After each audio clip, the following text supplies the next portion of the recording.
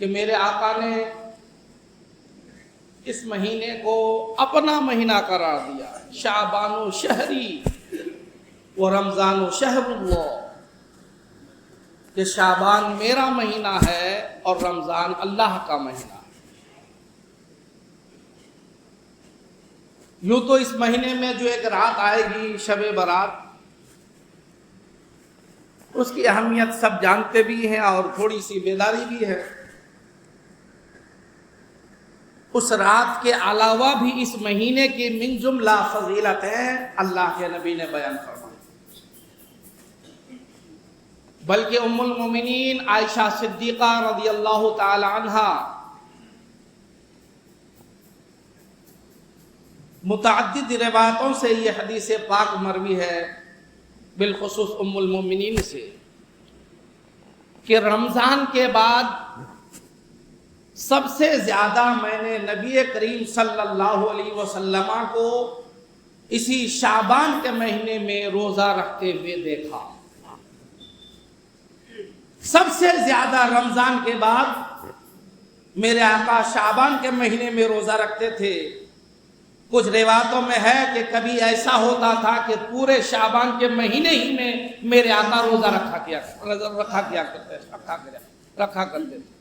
اور فرمایا میرے آقا نے کہ اس مہینے میں اگر کثرت کے ساتھ روزہ رکھو گے، نمازیں پڑھو گے، ذکر کرو گے، تو یہ ایک طرح سے رمضان کی تیاری ہے، تاکہ یہاں روزہ رکھنے کی، عبادت کرنے کی جب تمہیں عادت پڑ جائے تو پھر رمضان میں روزہ رکھنا اور عبادت کرنا تمہارے لیے مشکل نہیں ہوگا۔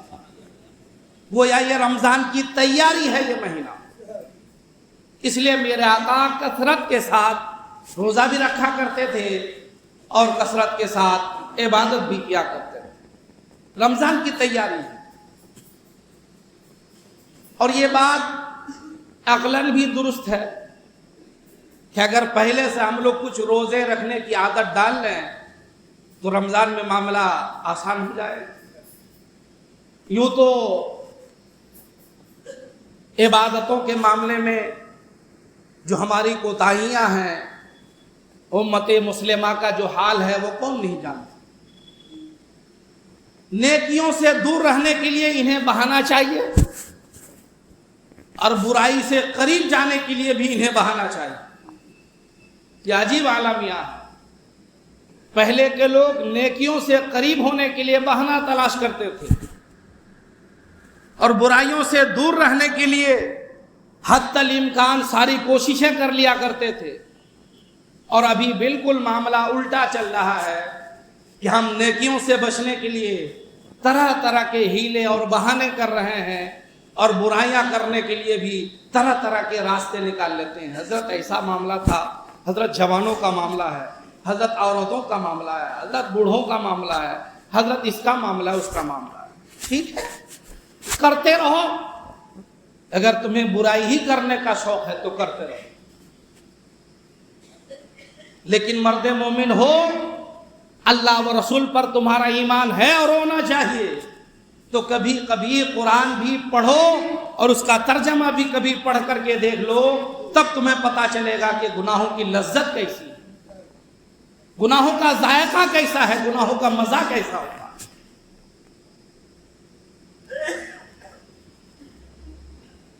یہ وہ مبارک مہینہ کہ جس مہینے کی ایک رات کی فضیلت جو آئے گی شب برات، کس قدر زیادہ ہے اللہ کی طرف سے، کس قدر انعامات ہیں۔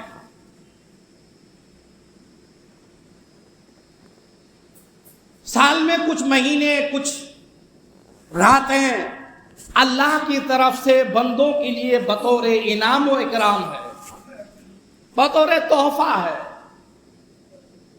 تو اگر تحفہ ہو تو تحفہ کو قبول کر لینا چاہیے، اس کی حفاظت بھی کرنی چاہیے۔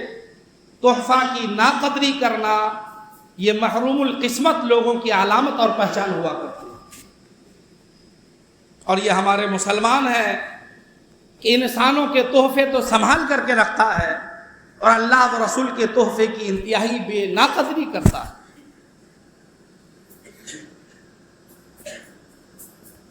نبی کریم صلی اللہ علیہ وسلم نے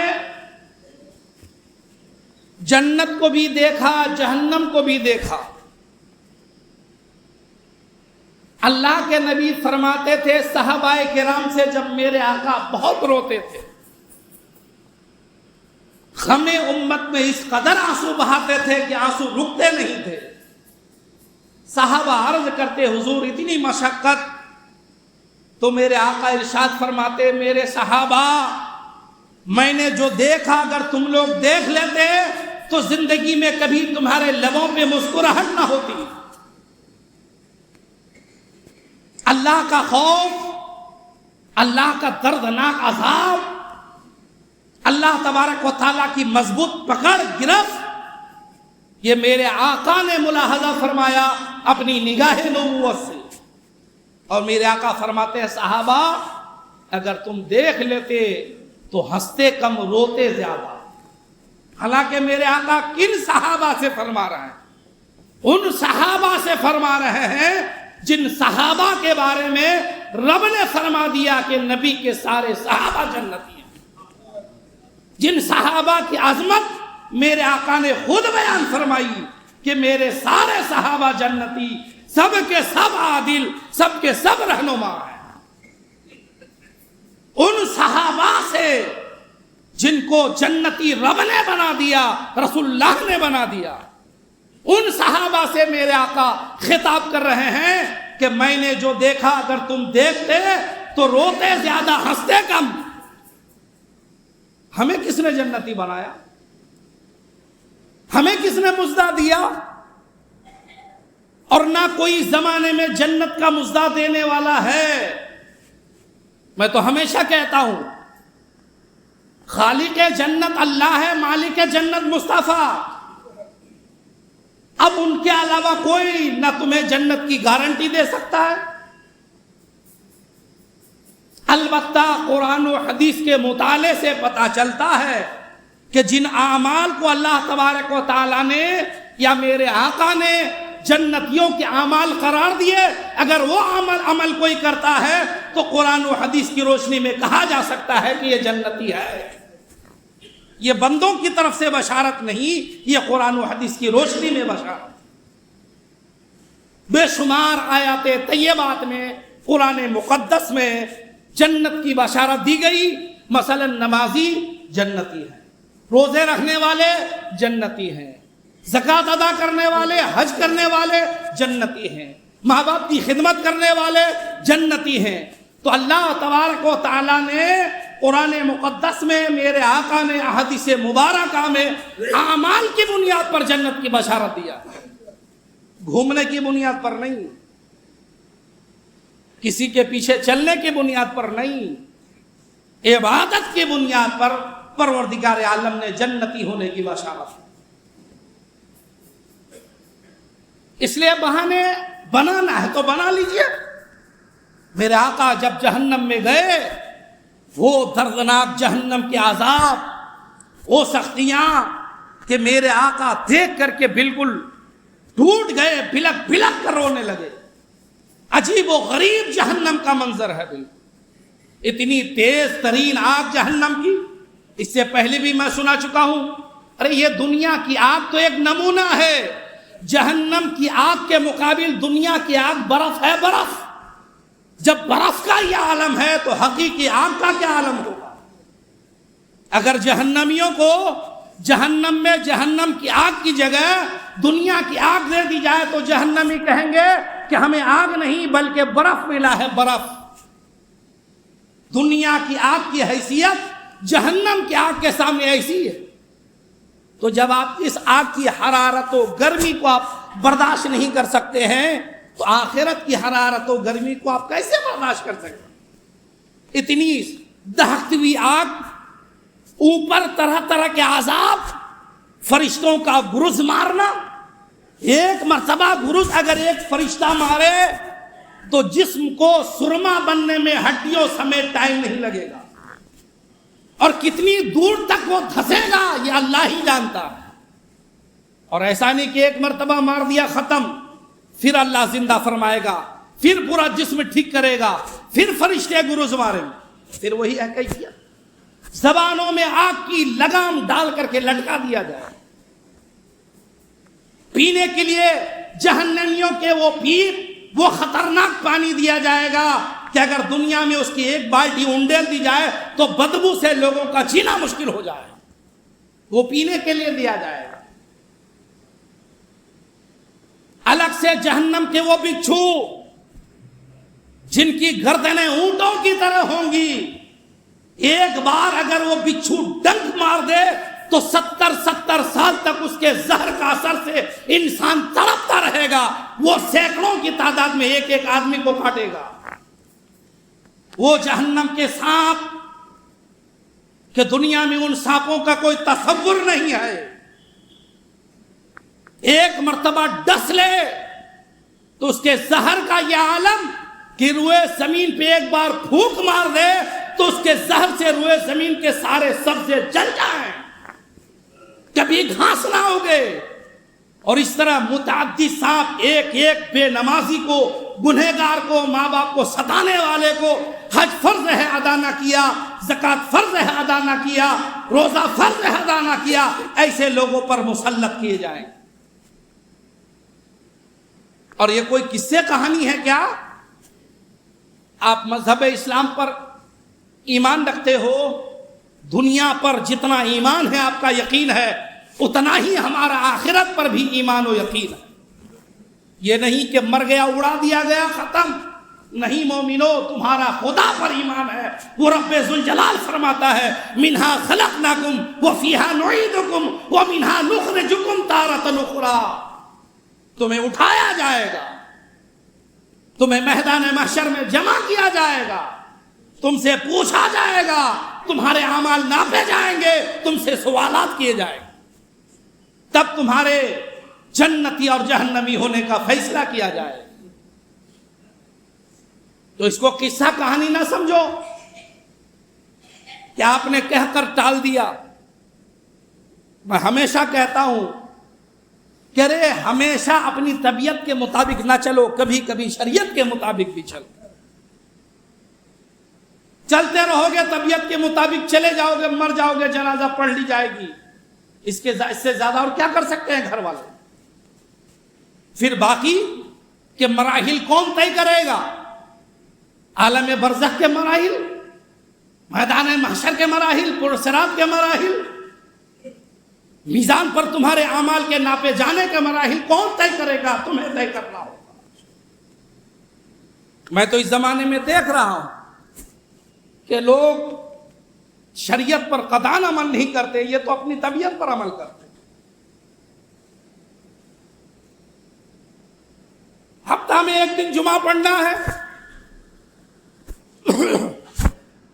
تو یہ مجبوراً آ جاتے ہیں، اور صاحب علماء کی دو چار باتیں زبردستی سن لیتے ہیں، نکلا ختم۔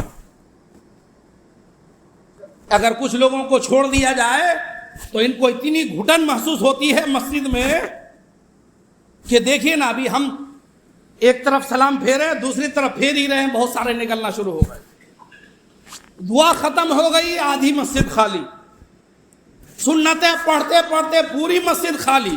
اور جب سلام کا وقت آیا، دعا کی مقبولیت کا وقت آیا، کیونکہ حدیث پاک میں ہے جو دعا نبی پر درود و سلام پڑھنے کے بعد کی جائے وہ دعا اللہ قبول فرماتا ہے۔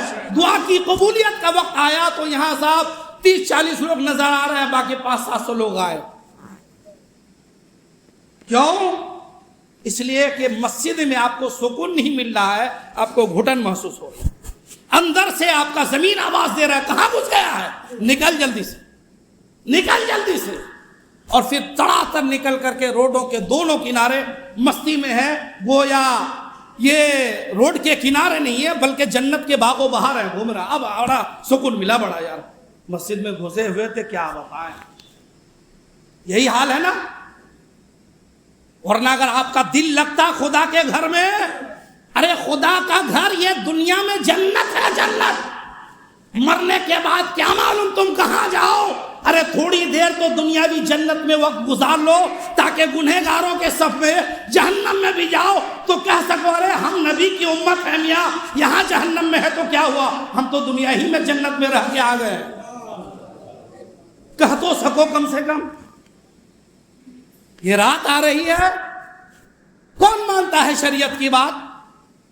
یہ تو مانتا ہے طبیعت کی بات، ورنہ اللہ کے نبی نے، ابن ماجہ صحیح ستہ کی حدیث ہے، ابن ماجہ کی حدیث ہے، سیدنا علی مرتضی کرم اللہ تعالی وجہ الکریم اس حدیث پاک کے راوی ہیں، فرماتے ہیں کہ نبی کریم صلی اللہ تعالی علیہ وسلم نے ارشاد فرمایا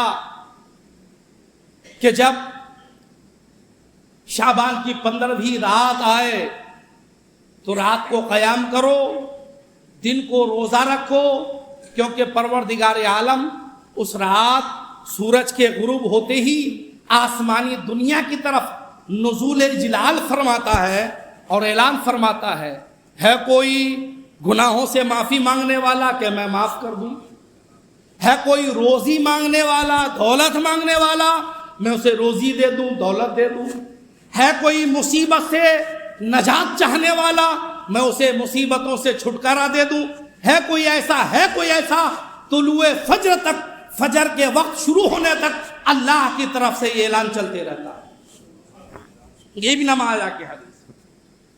افسوس تو اس بات کا ہے کہ جو مرد مومن زندگی بھر دولت کے پیچھے بھاگتا رہا، نمازیں بھی یہ دولت ہی کی وجہ سے چھوڑ رہا ہے، روزہ بھی یہ دولت ہی کی وجہ سے چھوڑ رہا ہے، دکان میں ہے نماز چھوڑ دیا، دکان میں ہے کسٹمر سے بات کرنا ہے روزہ چھوڑ دیا، تو جس دولت کے لیے اس نے نماز کو روزے کو ٹھکرایا وہی دولت جس رات تقسیم ہو رہی ہے یہ نادان سو رہا ہے کہ نہیں؟ نادانی بتاؤ۔ جس دولت کے لیے رات دن بے چین رہتے ہو، ارے نادان وہی دولت رات تقسیم ہو رہی ہے اور اس رات بھی کان میں تیل ڈال کے سو رہا ہے، یہ نادانی ہے کہ نہیں بتائی؟ شب برات ہی میں روزی تقسیم ہوتی ہے۔ جس زندگی کی حفاظت کے لیے لاکھوں لاکھ روپے تم داؤں میں لگا دیتے ہو، بیماری نہیں ہے شک ہو گیا تب بھی جا کر کے ایم آئی کرا کے سی ٹی اسکین کرا کر کے ڈاکٹر صاحب ذرا پوری باڈی کی چیک اپ کیجئے، کچھ ہے تو نہیں۔ جس زندگی کے پیچھے اتنا بھاگتے ہو، حدیث پاک میں ہے وہ زندگی بھی اسی رات تقسیم کی جاتی ہے۔ جس زندگی کے لیے اتنا جتن کیے وہی زندگی اس رات بانٹی جا رہی ہے، عمر اس رات بانٹی جا رہی ہے، یہ نادان سو رہا ہے۔ ارے نادانی ہے کہ نہیں مجھے بتائیں۔ امام صاحب ذرا دعا کر دیجئے میری ماں کے لیے، میری بہن کے لیے، فلاں کے لیے، مصیبت ہے، پریشانی، کہتے ہیں اور کرنا بھی چاہیے، لیکن نادان ایک رات ایسی آتی ہے کہ امام صاحب، مفتی صاحب، مولانا صاحب نہیں، رب اعلان فرما رہا ہے اے مصیبت زدو آؤ مجھ سے دعا کرو میں مصیبت دور کروں گا۔ اب تک تو ہم لوگ خدا ہی سے دعا کر رہے تھے، پروردگار فلاں کی مصیبت دور کر دے، یہ وہ اہم رات ہے، رب خود اعلان فرما رہا ہے مانگو، بیمار ہو شفا مانگو میں ہی تو شفا دیتا ہوں، پریشان ہو مانگو میں ہی تو مصیبت دور کرتا ہوں۔ آج خود مصیبت دور کرنے والا، پریشانی دور کرنے والا، شفا دینے والا خود اعلان کر رہا ہے تو اس رات یہ سو رہا ہے۔ صبح اٹھ کر کے امام صاحب ذرا دعا کر دیجیے گا، رات بھر رب اعلان فرماتا رہا تم سوتے رہے، نادانی ہے کہ نہیں؟ مجھے بتائیں، دولت اسی رات تقسیم ہو، عمر اسی رات تقسیم ہو، مصیبتوں سے نجات اسی رات ملے، زندگی بھی اسی رات لکھی جائے، موت بھی اسی رات لکھی جائے، اس رات یہ سو رہا ہے۔ اور جیسے وہ رات ختم ہوئی اس کے بعد پھر یہ جنگل کے درندوں کی طرح کھانے پینے کے لیے جائز ہے، حلال ہے، حرام ہے، سود ہے، رشوت ہے، کیا ہے کچھ نہیں دیکھتا، بس جمع ہونا چاہیے۔ کیا معمہ ہے، کیا معاملہ ہے۔ ام المؤمنین عائشہ صدیقہ رضی اللہ تعالی عنہ، ترمذی شریف کی حدیث ہے، ابن ماجہ کی حدیث ہے، مشہور حدیث، ہم سب کی ماں فرماتی ہیں اس رات، شب برات والی رات، میں بستر میں آقا کو نہیں پائی، ڈھونڈنے نکلی تو میں دیکھ رہی ہوں کہ میرے آقا جنت البقیع شریف میں جلوہ گر ہے۔ قبرستان گئے ہوئے ہیں، سب کے لیے میرے آقا دعائیں فرما رہے ہیں. اور جب میرے آقا آئے تو میرے آقا نے فرمایا عائشہ لوگ اس رات سے غافل ہیں، یہ بڑی اہم رات ہے. اس رات پروردگار عالم بنی قبیلہ بنی کلب کی بکریوں کے جسموں کے بالوں کی تعداد سے بھی زیادہ گنہگاروں کو اللہ تعالیٰ معاف فرما دیتا ہے. بہت ساری حدیثیں اس پر کہ جہنم جن پر واجب ہو چکا ہے ان تک کو اللہ معاف فرما دیتا ہے. جس رات معافی کا پروانہ ملنے والا ہے وہ رات ہمارا انسان یا تو غافل ہے یا تو سو گیا ہے، یا جو نہیں سویا ہے وہ قبرستان کے نام پہ یا تو رات بھر گھوم رہا ہے. اور جو کسر باقی رہ گئی ہے ان لوگوں نے ایک آتش بازی، میں نے کہا نا کہ ہر اچھے کام میں یہ مسلمان کوئی نہ کوئی برائی کا دروازہ ڈھونڈ لیتا ہے. نادان اس دن تمہارے ماں باپ آئے ہیں، کہیں پٹاخہ پھوٹا جائے آدمی وہاں سے گزرتا ہے، بچتا ہوا گزرتا ہے. آج حدیث پاک میں ہے کہ تمہارے دروازے میں تمہاری ماں آنے والی ہے، تمہارا باپ آنے والا ہے، تمہارا دادا آنے والا ہے، تمہاری دادی آنے والی ہے، روحیں آتی ہیں اور تم استقبال کرنے کی جگہ پٹاخے پھوڑ کر کے ان کے لیے زحمت کا سامان کرتے ہو. اللہ اللہ، جہاں آتش بازی ہو، لہو و لعب ہو، مال ضائع ہو، وہاں صالحین نہیں آتے ہیں، وہاں تو شیاطین آتے ہیں. تو تمہاری ماں آئے گی، تمہارا باپ آئے گا، تمہارے خاندان والے آئیں گے. ابھی زمانے میں بڑے لوگوں نے آتش بازی چھوڑ دی، چھوٹے چھوٹے بچوں کو جب بلائے ارے حضرت بچے نہیں مان رہے. اچھا ہر بات تمہاری بچے مان لے رہے، یہ بات نہیں مانے تو کرتے رہو. ایک ماں باپ کے ساتھ بھلائی کا چانس اور موقع ملا، تم نے اس کو بھی گنوا دیا. اللہ کے عذاب سے ڈرو، آخرت سے ڈرو. یوں ہی تمہارے پاس اعمال نہیں ہے، ایک رات بطور انعام رب نے عطا فرمایا، اس رات کو ضائع نہ کرو. خدا کے بندو اس رات کو برباد نہ کرو. کم سے کم عشاء کی نماز جماعت سے پڑھو. آتش بازی کرنا ہے، گھومنا ہے تو میرا مشورہ ہے نماز پڑھو، کھانا کھاؤ، سو جاؤ، اور فجر کی نماز پڑھ کر کے اٹھ کر کے فجر میں نماز پڑھ لو. اللہ تبارک و تعالیٰ تمہیں اس رات کی برکتیں عطا فرما دے. اور یہ باتیں اپنے تک نہ رکھیں، ارے گھر میں جا کے اپنی فیملی کے ساتھ بھی مسائل شیئر کریں. آپ جو عورتیں زمانہ جاہلیت کے بری رسومات میں پھنسی ہوئی ہیں انہیں بتاؤ کہ اس رات آتش بازی کی کوئی حقیقت نہیں ہے، اس رات تو تلاوت کی حقیقت ہے، عبادت کی حقیقت ہے، خدا کے ذکر کی حقیقت ہے. ضائع نہ کریں. اللہ توفیق دے تو روزہ رکھیں، رات کو نمازیں پڑھیں، عمر کی جو چھوٹی ہوئی نمازیں ہیں اس کی قضا کریں آپ. اور عشاء اور فجر کی نماز تو بجماعت ضرور پڑھیں آپ، کوئی عمل کر سکے یا نہ کر سکے. خدا کا خوف کیجیے، رب سے ڈریے.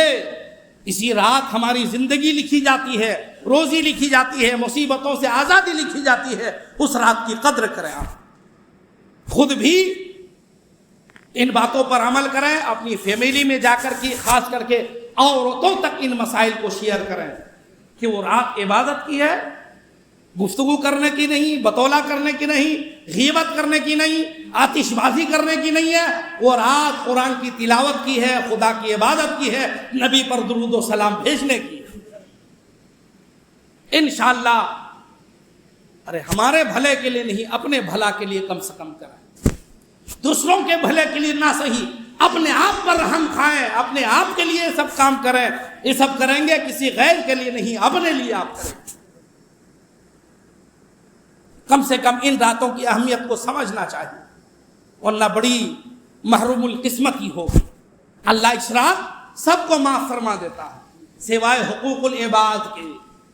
اگر بندے کا حق آپ کے اوپر ہے تو حدیث پاک میں ہے اللہ بندوں کے حق کو معاف نہیں فرمائے گا، فرمائے گا جس کا حق ہے اس سے معاف کرواؤ. اس لیے ہمارے بزرگان دین کا معمول رہا ہے کہ اس رات کے آنے سے پہلے لوگ ایک دوسرے سے اپنے حقوق معاف کرواتے ہیں. تاکہ جب حقوق اللہ، حقوق العباد، بندوں کے حق معاف ہو جائیں گے تو اللہ تبارک و تعالیٰ اپنا حق بھی معاف فرما دے. کسی کے ساتھ رنجش ہے، کسی کا روپیہ آپ نے لے رکھا ہے، کسی کی زمین ہڑپ لی ہے، کسی کی سے آپ کی کوئی تکلیف ہے، یہ ساری چیزیں دور کر لیجئے، بندوں کے حق ایک دوسرے کو ادا کر دیجئے، پھر دعا کیجئے، اللہ تعالیٰ دعا قبول فرمائے گا. ورنہ حدیث پاک میں ہے کہ پروردگار عالم اس رات مطلب اتنے گنہگاروں کو معاف فرماتا ہے کہ کوئی شمار نہیں ہے، مگر وہ پاپی جنہوں نے ظلم کیا، وہ پاپی زمین ہڑپ لی، ماں باپ کو ستایا، پڑوسیوں کو تکلیف دی اور طرح طرح کی برائیاں کی، تو ایسے لوگوں کو اللہ تعالیٰ معاف نہیں فرماتا ہے جب تک کہ ان برائیوں سے سچی توبہ نہ کر لے اور بندوں کے حق ایک دوسرے سے معاف نہ کروائے. پروردگار عالم ہم سب پر کرم فرمائے، ہمیں اپنے گناہوں کی معافی کی. پروردگار عالم کی بارگاہ میں اس رات بھی 7 مارچ یہ آنے والا جو منگل ہے، 7 مارچ آنے والا منگل کا سورج جیسی غروب ہوگا، ڈوبے گا، مغرب کا وقت ہوگا، وہ مبارک رات شروع ہوگا. لہذا تیاری کریں، ابھی سے تیاری بنائیں. پروردگار عالم ہم سب کے گناہوں کو معاف فرمائے.